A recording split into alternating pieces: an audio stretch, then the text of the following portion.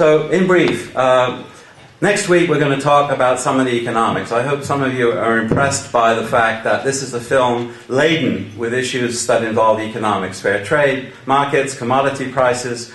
Next week at this time, same place, as well as talking about the anti-sweatshop movement, we're going to try to nail down some of these concepts, which I can't do today, but I think are very important to understand how the international markets work to generate an Ethiopia and to leave an Ethiopia essentially rotting as a kind of basket case, as much of Africa is.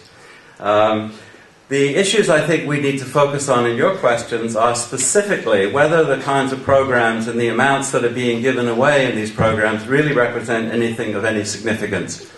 Many companies have terrific PR about what they're doing for the world, how they're saving the environment, how they're looking after, how they have progressive attitudes. Starbucks, in general, is known to be a progressive company. But it seems to me that there's a lot of shame attached to the situation that we just saw. And I would like to have it nailed down more clearly how the profits that Starbucks generates can indeed be used to alleviate the kinds of poverty that we saw in Ethiopia. Thank you.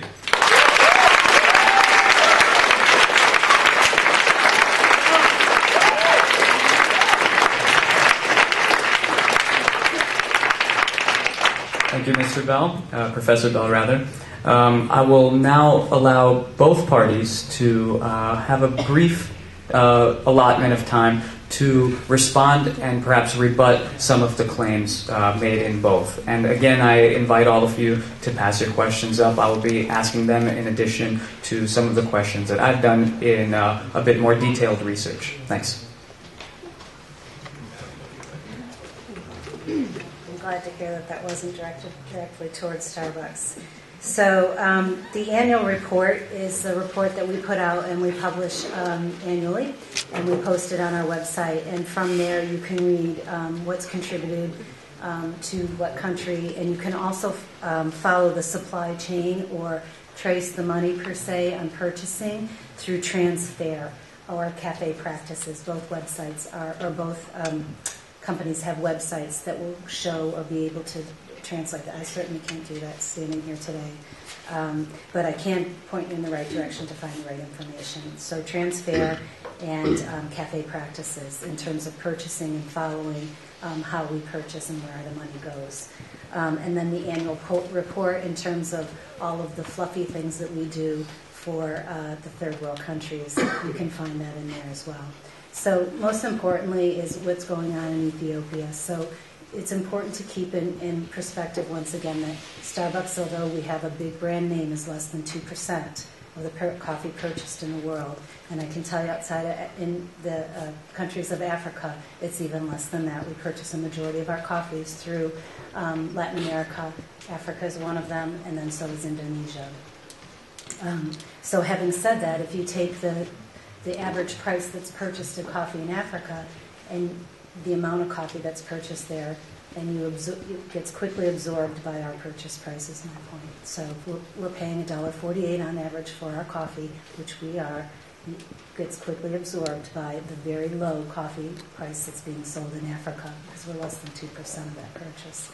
So one of the things I wanted to reach out to you and hopefully inspire you to do is to look through our website, and it's not just our website, but it's called Earthwatch Expedition, and Starbucks sponsors anywhere between 14 and 20 customers, students, whatever, people outside of Starbucks Coffee Company to go on this expedition.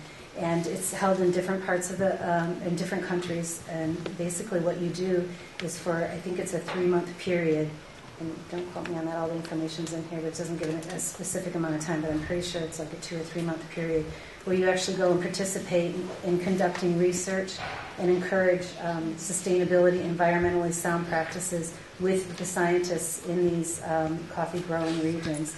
They'll also get to eat, learn, and celebrate with scientists and coffee farmers in one of some of the most beautiful regions. So another great way to become informed and to participate and to become involved if you're truly interested in being involved in the coffee growing industry in third world countries. This is a way to do it. I have very limited copies, but I'll set them up here. You certainly made copies, and once again, you can find it on our website. Sorry, thank you. Once again, you can find it on our website, and it's called Earthwatch Expedition.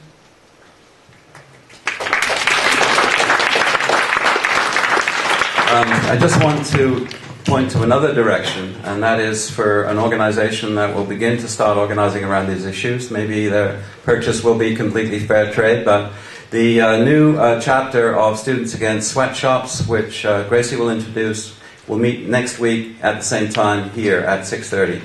Why don't you say something about it? Hi, everybody. I'm so happy to see the huge turnout. It's really wonderful.